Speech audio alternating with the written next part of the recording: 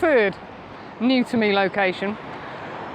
The fourth one that I had in mind, we're not doing now, or I'm not doing, I decided against it, because realistically I don't think there's a huge amount there.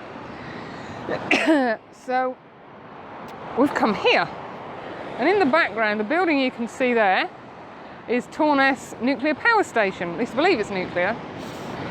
And the object of my photography is these two here, these two pillars, which are apparently used to moor ships to when they come into the harbour, because the harbour is very, very deep. And if you look, you can just see over in the harbour, there's a harbour wall out there. There's another two of these concrete pillars. If you look at the corners of the pillars, you can actually see what to me look like tyres rammed into the side of them to stop the ships and the boats banging into them. I'm sure somebody will correct me and say that's completely not what they're for, but that's what I've read on the web. Now we have an incoming tide. The weather is superb. The sea is just a phenomenal colour.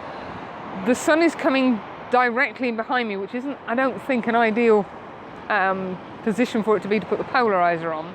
But as these images are going to end up mono, then I'm really not too fussed. Because I'm working with an incoming tide, I'm having to be very, very conscious of where I am. About 2 minutes ago, you may just be able to make out some rocks where the waves are breaking. There's actually a beautiful rock ledge across there, and I was just on this edge shooting that, kind of leading out to the first of the pillars, which is, oh, where have we gone? Which is that one.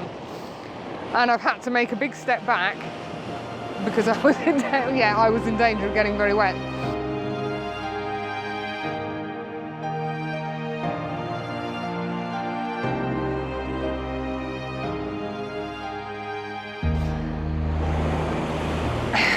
I've been trying to avoid ultra long exposures, so I had a reverse grad on because the sky is quite bright in comparison with the sea, so I wanted to even out the exposure so that in post-processing I can blend them a lot easier. And I had the 6 stop on, and I had a reverse grad pulled all the way down just to smooth out the water slightly but still get a bit of motion in it. I didn't want it completely smooth. So I was shooting at about between f11 and f14, and I was getting, I think the last one I did was about 2 seconds. I'm also having a slight issue in that my remote triggers have completely packed in. You may recall they were playing silly beggars at Roe Island. They really don't want to work at all now. So Andy has very kindly, Mark has very kindly downloaded or told me how to download the Nikon app, and I'm attempting to control the shutter with my phone. Now I am not technical at all, and it's taking me some getting used to, especially when I'm trying to time the waves coming in, because I'm having to look at the phone to see where the button is instead of looking at what I'm shooting and where the waves are. Ha! But I've got to try these things. I need to get some sort of wireless setup that sits on the hot shoe at some point, I think, because I really can't be doing with this phone malarkey. Unfortunately, high tide this evening doesn't coincide with sunset, which is a real numpty. High tide is in about an hour and a half, which puts us at just after 5, I believe. So whilst I wouldn't mind staying here to catch the waves going out, I'm kind of thinking there's another location that I might go and have a look at purely for that. But yeah, this is a fascinating little place. The beach stretches for quite some way. There's a car park right down at the far end with toilets. You've got a lovely view out over the bay. There's a lighthouse. You might not make it out. Somewhere over here, there's a sticky up thing, which is Barn Ness Lighthouse. There's a lovely rocky outcrop going out there that could offer some possibilities. And as I say, I actually shot Torness Lighthouse, Torness Nuclear Power Station years and years ago, at a sunset.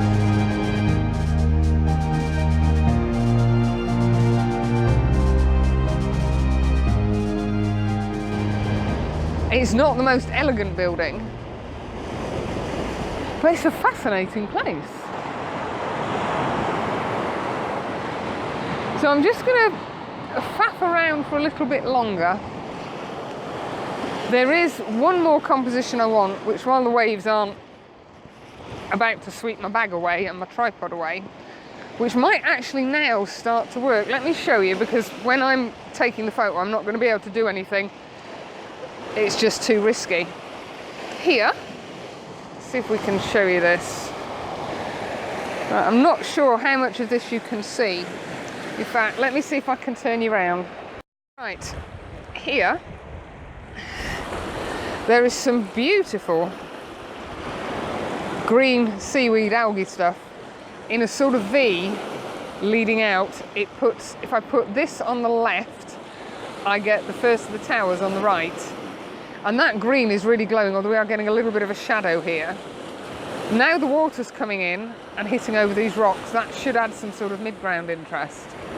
The sky is looking fairly yucky. So that's what I'm going to attempt to shoot now, I think. And then I'm going to wander back along the beach and probably head off to another new location.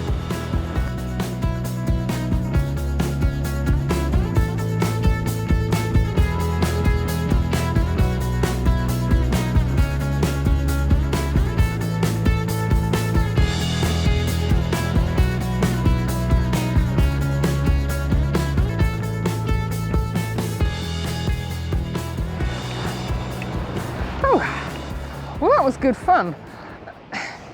I've tried to steer away from really long exposures. I've not got the 10 stop out at all. I've used the 6 stop and varying combinations of other filters. At one point I had the reverse grad on to bring the sky exposure down in line with the water. And then I found that the white, the froth that the water creates as it hits the rock, was just too bright. So then I put the 3.3 grad and pulled that down just to take the edge off. That wasn't quite enough, so I put the 0.6 grad, pulled all the way down. A very strange combinations, but I think they worked. Because the light is so bright, I really don't know if I've got anything that's a keeper. Using my phone as the trigger is frustrating, but it's a workaround because, as I say, my remote triggers have given up. It's trying to get, whereas with the remote trigger you go press, press, press, and as soon as the image is taken you can press it again. Using the phone, I'm having to wait for the phone to download the image before I can press the trigger again. So I guess it's slowing me down, but it's making timings really difficult for catching the waves coming in and then going out.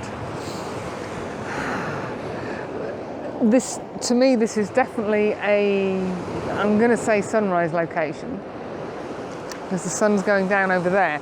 So although we might get some colour here tonight, we're going to lose any light on the 2 square blocks. So sunrise with a high tide would enable me to do some exposures where I'm going to get some more motion. Instead of being completely white and flat, I'd get some more texture to the water, I think is the word I'm looking for. But yeah, it's been really good.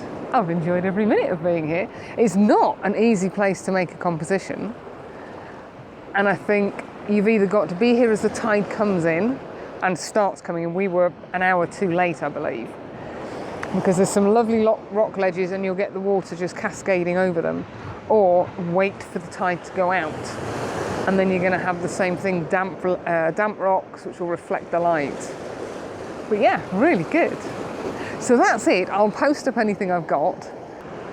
If they don't work, they don't work. But I've had a lovely afternoon in the sun. Can't really ask for more than that. Scotland in the sun. Who needs to go abroad? So anyway, thank you for watching. Catch you soon.